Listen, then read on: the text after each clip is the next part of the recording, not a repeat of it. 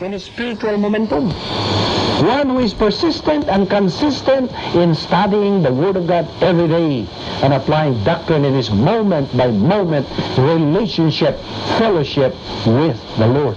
In other words, the strong man who has active virtue is a winner Christian. Any picture of a winner Christian? Okay, so far, do you have any question? Right question, let's go to the weak woman. Ito na putas mga badi. Okay? The title is The Weak Woman. First of all, atong klarohon nga naay duha ka klase sa bayi. Two types of women in life. Weak woman and of course, strong woman. Now, the weak woman, now, ang iyang nakapahimong weak is her arrogance. And that has been a part of what we call passive and active arrogance. So, a weak woman or type of woman is one who is arrogant. Okay? And it is her arrogance that brings about her manifestation of either active or passive arrogance. Not a weak woman. Arrogance. So the second type of woman is what we call a strong woman. Ano ang strong? Dahil ikaduha, na matang klase. Now she's called a strong woman because her strength comes from where? From her virtue. Okay? Gikan sa iyang kaligdong that she acquired from metabolized doctrine. Okay? By the way, aron di ka maglibog, ang virtue o kaligdong byproduct ni sa imong metabolized doctrine diha sa imong kalang. Doktrina ang imong gitunan, imong nadungog, ug imong gidawat, ug imong gituhuan, ug imong gamiton, mao kana ang resulta sa kaligdong diha nga mao ay nakapahimo nimong strong woman. Now, the woman whose virtue is from doctrine is now expressed in both active and passive virtue. Okay. Here are principles. Ato tas mga prinsipyo. Number 1.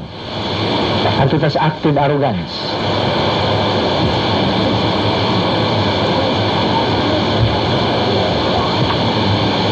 In the active arrogance, the weak woman always tries to change others. The weak woman always tries to change others to conform to her legalistic ideas and standards. The weak woman always tries to change others to conform to her legalistic ideas and standards. Okay. Diyan mo pasabot nini. Ano pasabot nini active arrogance nga nakapahimo weak meaning bayhana. Kanunay yun siyang panghilabot ba? Kanunay ni siyang panghilabot nga iyang ausbon kung mahimo iyang usbon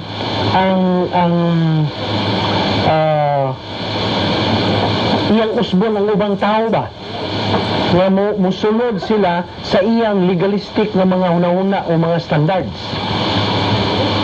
So can you cite me an example of legalistic ideas and standards?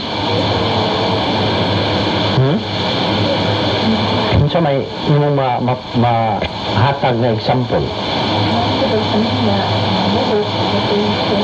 Okay. Yeah, that's a good example.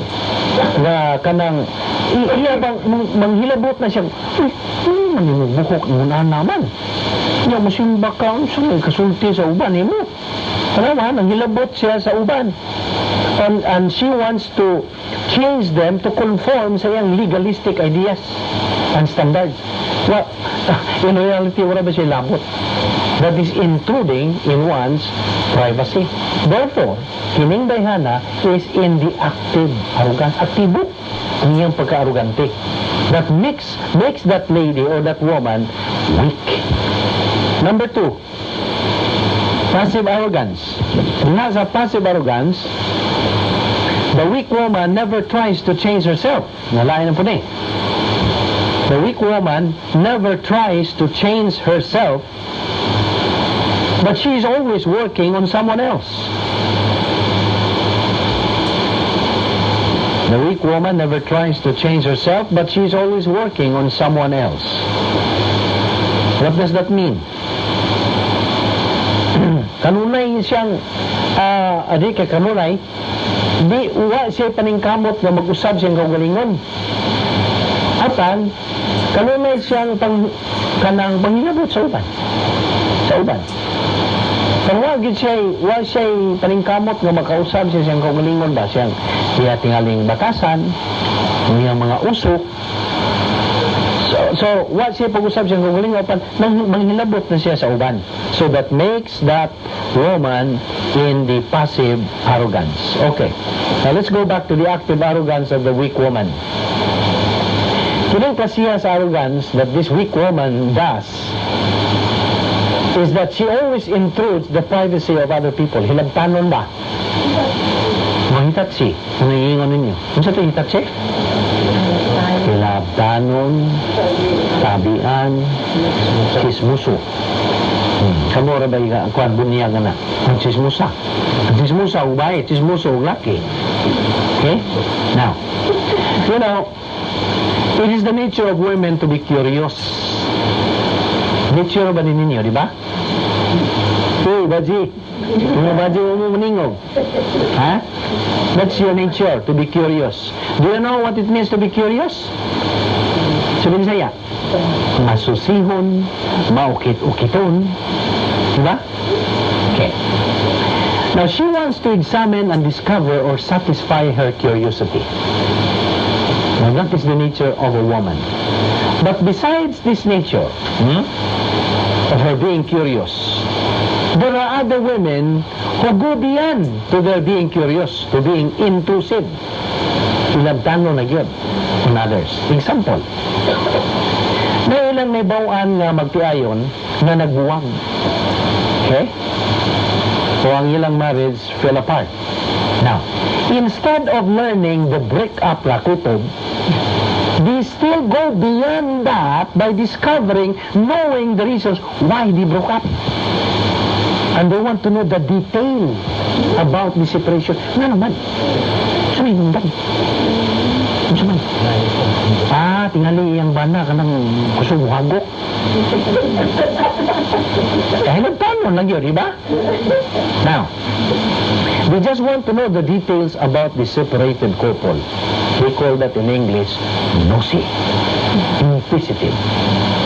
Now, kining process ba who is nosy, labtanon, maukit-ukiton. Nahuman niya may bawi ang mga detalye, detailed information about the couple's breakup. Wala. What is she going to do next? Saan siya?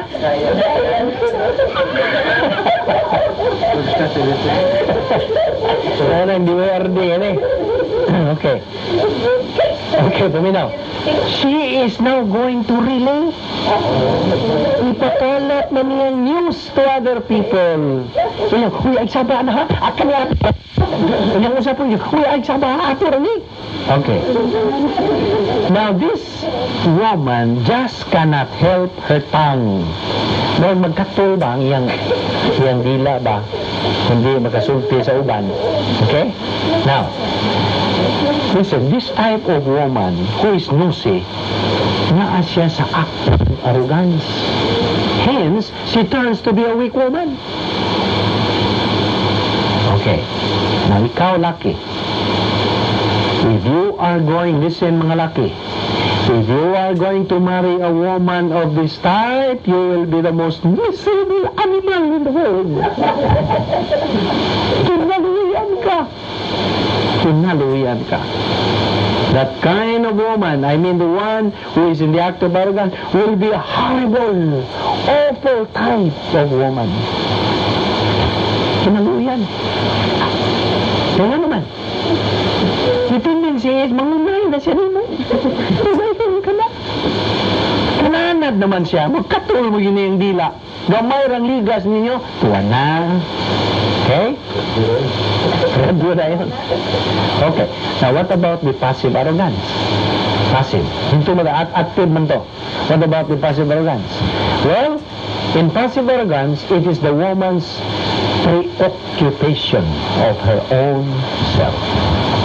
Siya, ako. Now, this is what we call passive arrogance of the weak woman. Now, listen very well. This woman's preoccupation of herself does not mean ang iyang magsigig ka ng sigig atubang sa mirror. No. Her facing, looking at her face in the mirror always. This does not mean the fixing of her hair before the mirror always. It does not mean her fixing her dress always. They don't mean that. Now, atong klaruhon ni pagayo, ha? Ninyong mga bayi, I really don't know of a man who does not want to see a woman who takes care of herself. Kami mga laki, gusto magidana. A woman who arranges herself very well, who knows how to organize herself. Every normal man wants a woman to be decently dressed. A woman who arranges herself well, knows how to organize herself, and how long does she stay before the mirror is not what we mean here. Okay? Now, a weak woman who is preoccupied with herself is one who is arrogant. She is arrogant. Arrogante. And in her arrogance, she has within herself, in her mental attitude, many kinds of mental attitude sins.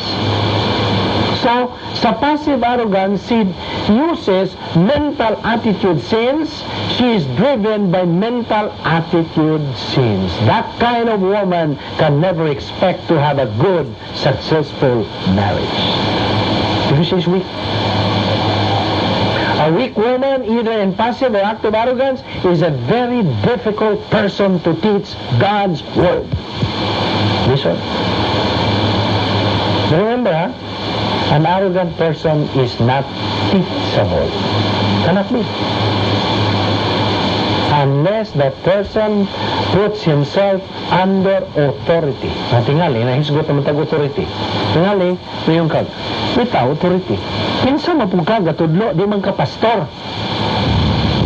Pero ito mo kung di mo, di man ka authority, anak. What will you say? Now, it comes to authority, in the church age, na ay mga taong gihatagan sa gasa sa pagtudlo. Kadaghang mga pastor karon na way gasa, nagpastor. They are not functioning in the body of Christ because they are lazy. We are not criticizing them. Who are we to criticize them, to put them down? This is emphasis because this is already the last days na kinahanglan sa unta kini mga pastora ng wake up. Dili ka magsige sila ng mga membro sila. Uy, ano brother, sunod natin. Kaya daghan na itong mga maghisgot tas pulong sa Diyos. Di ay pulong sa Diyos. Naghisgot tag mga kabulakan o mga unsana, mga kalangitan o unsa niya. Why doktrina? Therefore, pastors do not produce strong sheep. Di jud makabarog. They only live by their emotions. Kadaghang mga simbahan ron ay puro lang unsa. Nangan nila na. Kanang na sige pamaktak. Unsa na? Hallelujah baby. Hallelujah baby. Hallelujah baby. Tambong mo yan sa una sa ato. Hallelujah baby. Saba kayo. Hallelujah kayo ba? Sige na, sige, isa-isa hantod, minima kong ilo. Tapos, tunani, waman tayo magkatunan ini. Wa joy pagkasibo sa pulong sa Diyos. Now, ang punto din is this. When it comes to authority, tingnan mo yung kag, di mo kadawat sa akong authority. Go ahead. But God's authority is in His Word. When the Word of God is being studied and being taught, and the one teaching has the gift to teach, it's up to you. You accept His authority or not. That's between you and God. Di man gusto wag tiyan, di mo dawat sa authority ba? So what? That's the doctrine of so what?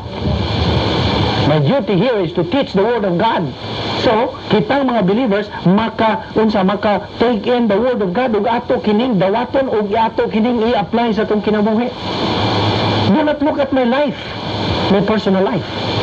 I'm just a human being like you. Makabuhat og mga kasaypanan, apan ang pulong sa Dios dili yun masayot. Never. Now, when it comes to authority, then that's it. Accept the authority of the Word of God, because in the church age there is that gift of teaching the Word of God. That's a gift. Nagbragging, wa man tayo kapasigarbo kini naghatag tag emphasis unsa ka importante ang pulong sa Dios nga itudlo. Unta itudlo apan kadaghanan karong mga pastor, mga kasimbahanan wa nay pagtudlo, hustong pagtudlo. Ayon na kalunti, hustong pagtudlo. Sa ato pa, ang mga membro wa gyud magatubo. Wa gyud magatubo. Puros lang yun, human viewpoint ang naa sa ilang alipatakan. Therefore, they are always weak. Nga itong itunan nga weak woman is preoccupied with herself. Therefore, a believer who is arrogant cannot accept authority. He cannot put himself or herself under authority, so he cannot humble himself. Therefore, lisod siya tudluan sa pulong sa Dios. Dili gid siya makakaton sa pulong sa Dios o siya nagatanaw sa iyang kaugalingon. See? Natanawa, kung you are humble and putting yourself under God's authority, you are humble, and so you are not preoccupied with yourself. You are preoccupied with the Word of God. Correct? But when you are arrogant, you are preoccupied with yourself, because you cannot accept God's authority, God's Word, which is the ultimate authority. Therefore, the weak woman who is preoccupied with herself is one who is arrogant. She is arrogant. So naa siya ay pagka-arrogante siyang kinabuhi. And that is the reason why this type of woman wants to change others, while it is hard for her to change her own self. Therefore, this very type of woman will never be able to fulfill God's command for women. Unsa ang command sa Dios para ninyo mga bay? To subordinate yourselves, meaning to obey to your husbands. Gusto ba? Unta. Kapandaghan man ang dili nga mo subordinate themselves. In view of this, we have 4 principles. Okay, principle number 1. Yan na po yung mga prinsipyo. In continued arrogance, one sees no reason for self-improvement. Sa nagapadayon nga pagka-arrogante, in continued arrogance, one sees no reason for self-improvement or changing self in any way. One sees no reason for self-improvement or changing self in any way. Okay, now, ang tao nga arrogante, di gyud siya makakita og rason nganong nagkinahanglan siya sa pag-usab siyang kaugalingon. Can never see the reason why he needs to change himself or to improve himself. Now, ang change of oneself or self-improvement here is not an outward change. Dili ba ang outward change nga makita nimo, but an inner change, inner self-improvement. It is a change of mental attitude. It is a change of decisions. It is a change of actuations or behavioral patterns in his daily life. Ano yung pasabot? So dili ang imong makita ang pasabot nga usbon. Ha? Kaya nga naman, kami man og magpakita lang gaan sa gawas. You remember the Pharisees and the publican when they were praying in the temple? Ang usa nagaan sa nagdupa-dupa siya, Diyos, salamat Diyos, nga dili ko pariyaan eh. Ang bugiro na. Ang taon, ang usa, dito rin, sige, tampok siyang bugan, Diyos, sa ilo ako. Asan siya? Ako Diyos, buutan kong tao, ako'y kontra. Sige kong Bible study, atin kong Balbido. Apa niya, na? Bugiro ni, nasa luyo. Apan tanawa. Mahimong mugawas yun ang tinuod. Kay siya was arrogant. Apan ang humble one is just dito yun sa corner. Okay, point number 2. You cannot change others. You can only change yourself. You cannot change others. You can only change yourself. Now, this particular principle is applied or applicable to both husband and wife. You don't need to try your best to change others. Just change yourself. Because trying to change others is a waste of time. Why? When you try to change others, you are just wasting your time. Because you cannot change others.